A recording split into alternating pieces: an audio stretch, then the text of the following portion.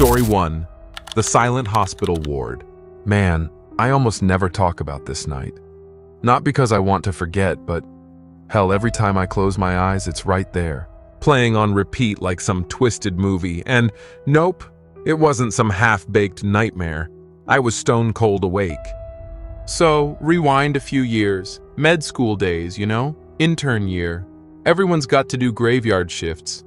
I figured it'd be boring. Maybe just a lot of old folks snoring and that weird hospital smell. But then came this one shift. And yeah, after that, I was never really the same.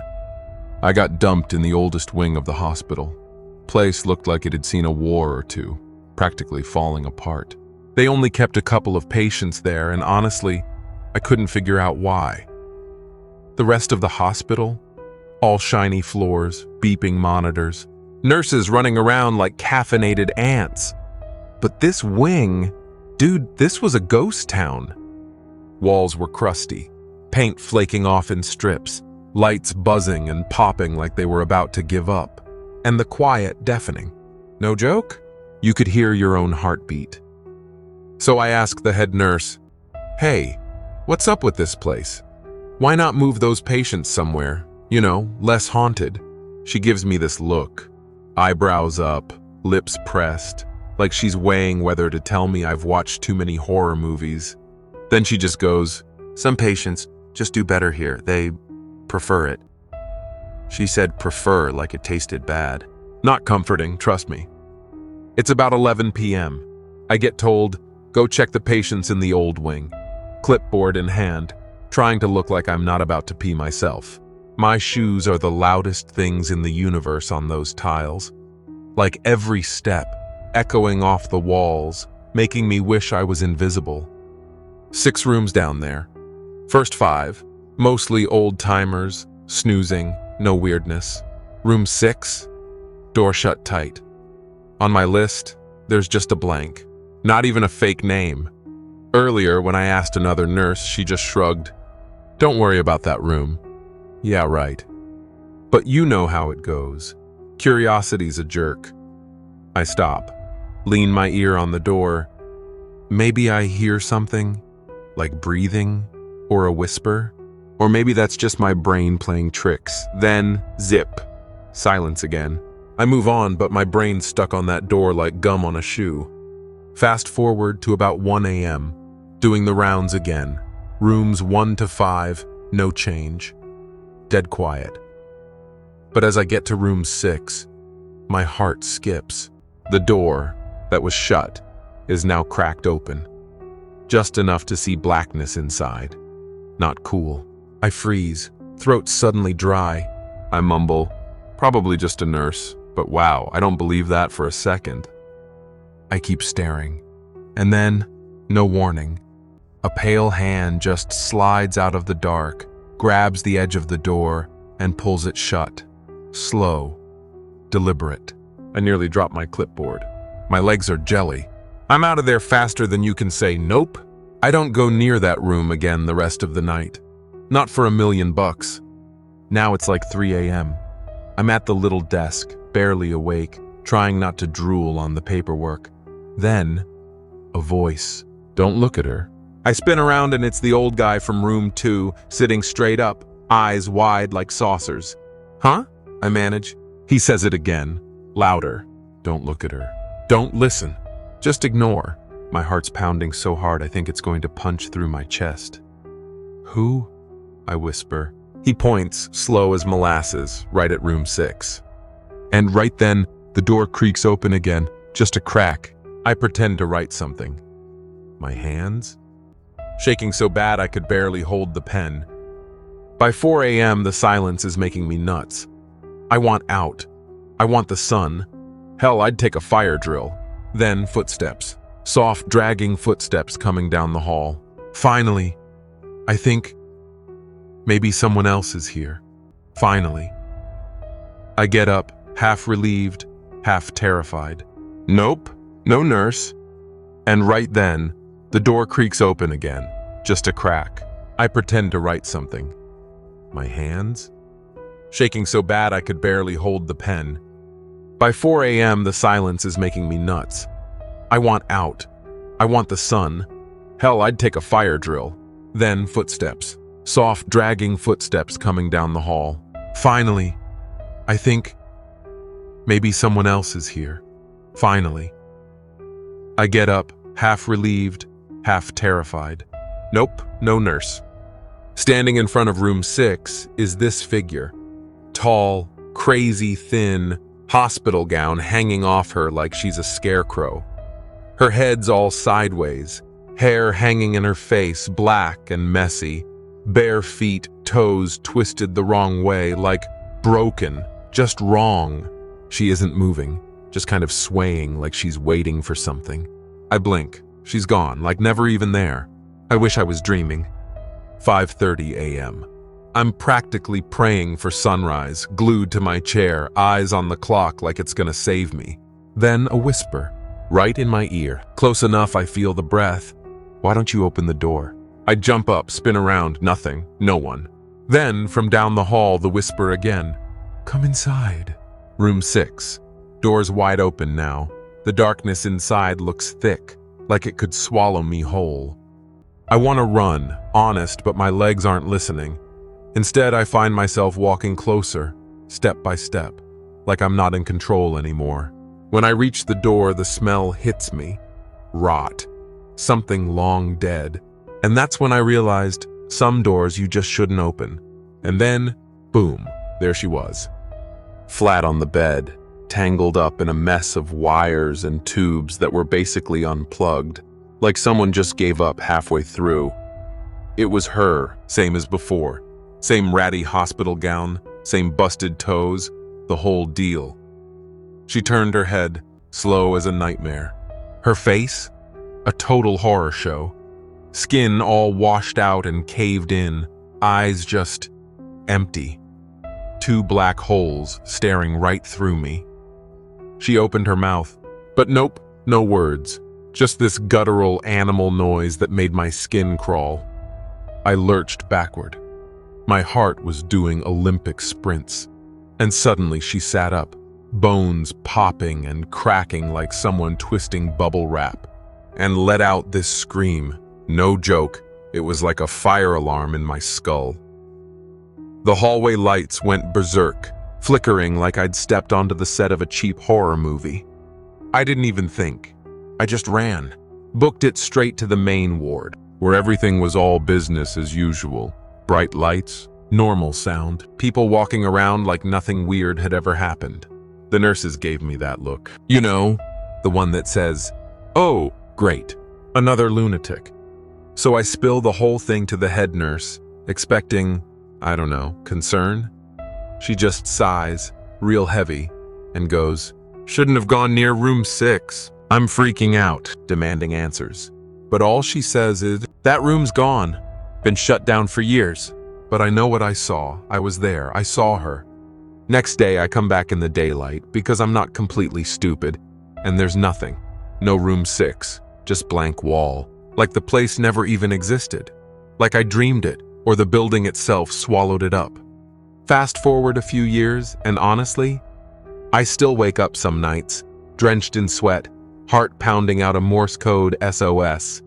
Sometimes, when my apartment's quiet enough to hear the fridge hum, I catch that whisper again. "Why don't you open the door?" And I swear, I'm always half expecting to look over and see her, just standing there in the corner, waiting for me to finally crack. Story 2. The patient who wasn't on the list. Okay, so here's the thing. I don't tell this story much. I mean, why would I? Sounds nuts. But every now and then, when insomnia really grabs me by the throat, I hear it again. That slow, mechanical beeping. That scratchy whisper that sort of crawls up your spine. And every single time I remind myself, no, you didn't dream this up. It happened. Swear on my stethoscope. Back in my intern days, I had to do these brutal overnight shifts. You know the ones. Graveyard hours, fluorescent lights buzzing, the outside world basically a rumor. Meanwhile, you're stuck in this weird limbo, eyes burning, trying not to faceplant into someone's chart. Anyway, this night was my very first solo night. I was jittery, but I'll admit, kinda hyped too. Felt like leveling up. Like, congrats, you're officially being chewed up by the healthcare system. They sent me to the East Wing. That part of the hospital? Old as hell, kinda forgotten. No fancy tech, just dim lights and that smell of, I don't know, dust and old people. New patients? Nah, they kept them in the sparkly new wards. East Wing was for the leftovers.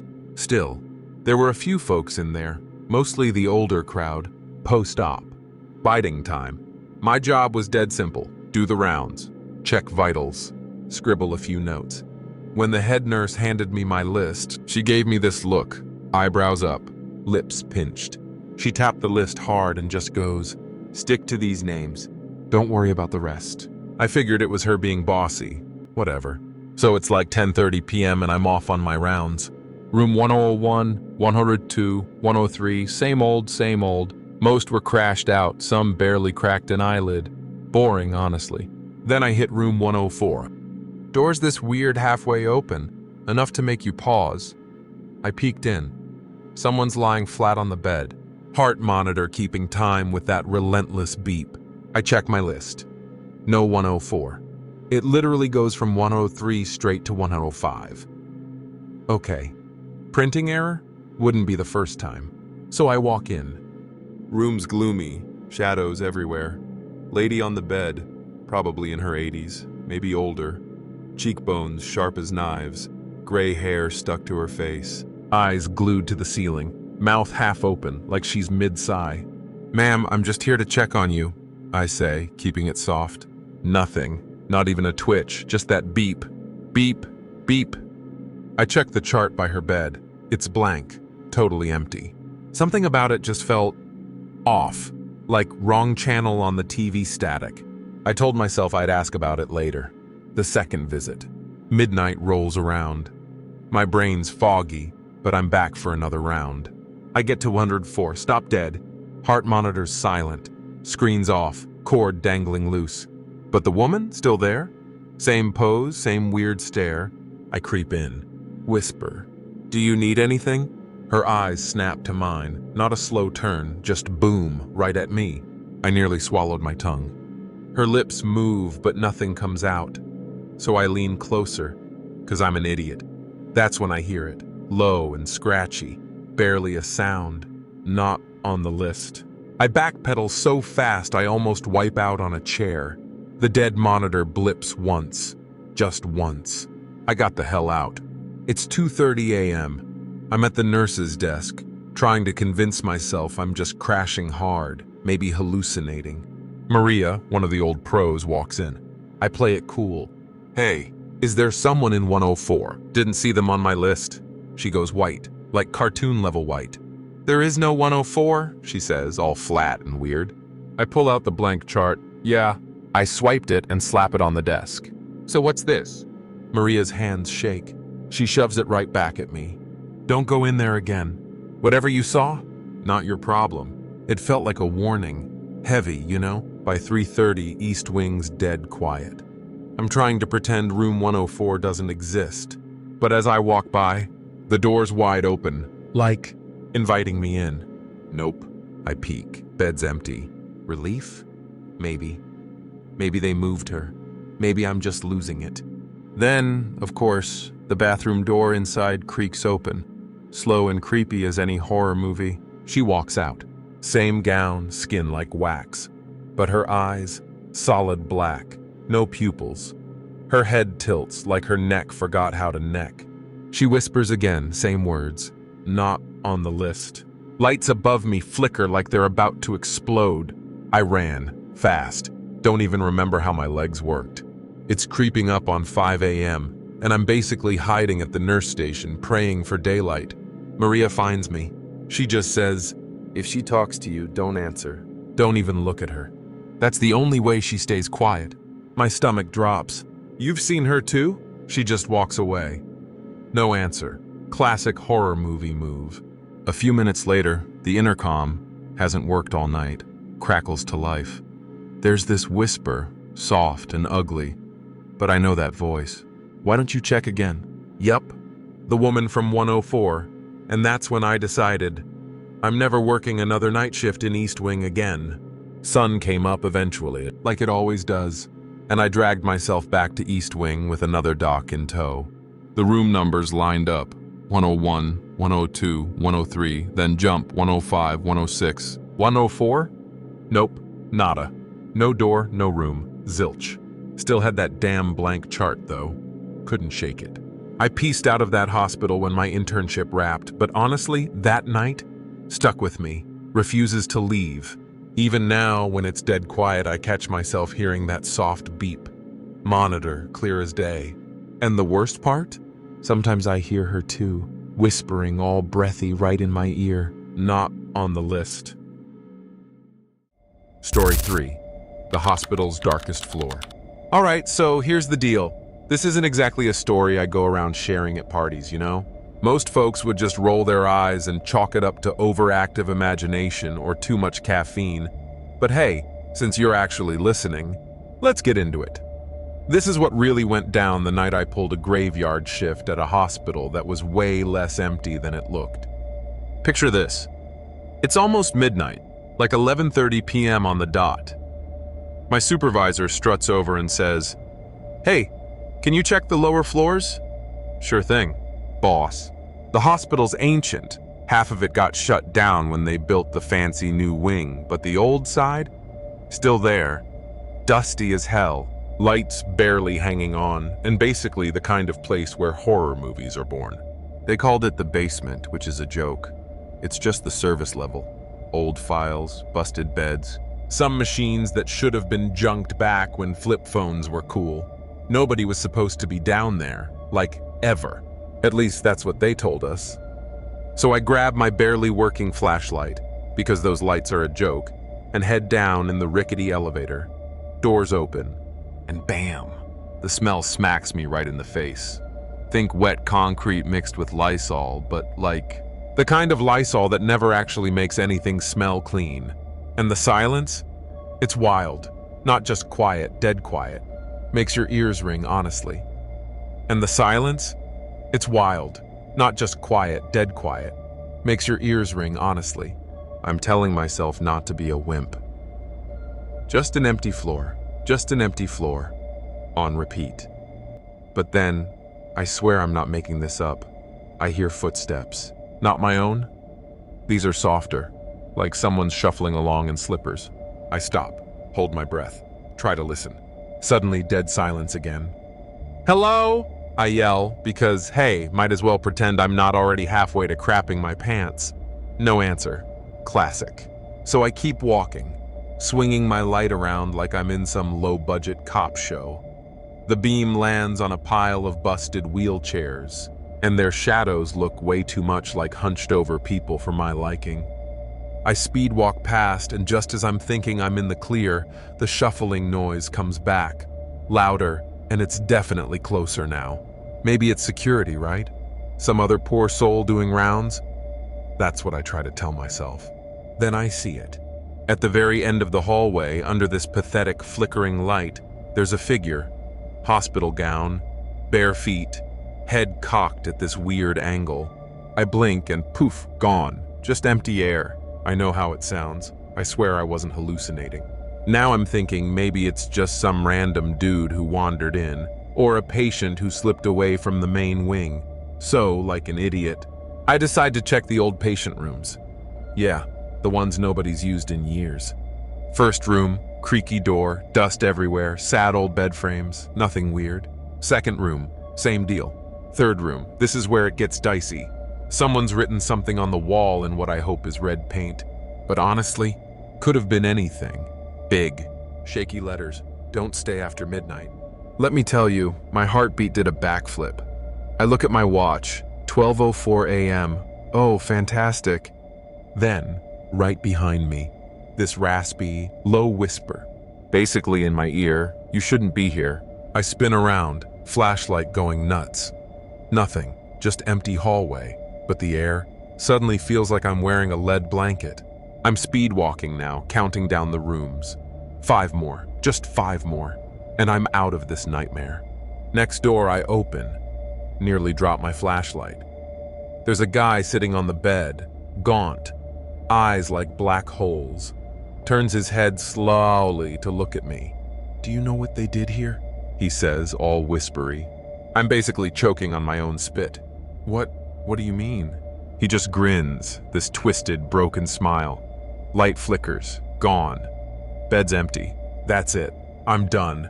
I bolt out of there, adrenaline doing all the work. I head for the elevator, smashing the button like it owes me money. Doors don't open, not even a blink. Now I'm officially panicking. Then I hear them. Not just one whisper, like a whole crowd. Dozens, maybe more. Overlapping, mumbling, all coming from the hallway. And then the footsteps, so many footsteps, shuffling, slow, getting closer.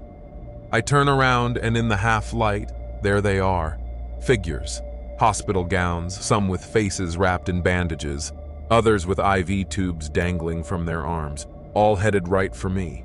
I'm basically glued to the elevator doors, still mashing the button, praying to every god I can think of. My flashlight dies for a second, and it's cold as ice around me. One of them, this old woman, stops right in front of me, eyes cloudy, skin pale as paper. She leans in, whispers. They never let us leave. Stomach drops out of my body. I squeeze my eyes shut, begging for the elevator to open. And then, ding, doors open. I sprint inside, slam the button for the main floor, and the doors slide shut just as their hands reach out. When I finally get upstairs, I go straight to my supervisor, basically babbling everything that happened. He just stares at me, dead serious, and goes, "You weren't supposed to go down there alone." "Excuse me? What does that even mean?" He let out this heavy sigh. "That floor?" "Yeah." They closed it off after, well, let's just say things went sideways. Power cut out in the middle of surgery. Whole bunch of people didn't make it. Folks around here swear their ghosts are still hanging around. Honestly, I wanted to laugh it off, tell myself he was messing with me. But the look on his face, nah, he meant it. So yeah, I never set foot on that floor again. Not once. Still, every now and then when the place gets extra quiet at night, I could swear I hear things, like shuffling footsteps, low voices, just out of reach. And sometimes the elevator just opens up on its own, like it's inviting me in. Yeah, that floor? It's still down there, waiting.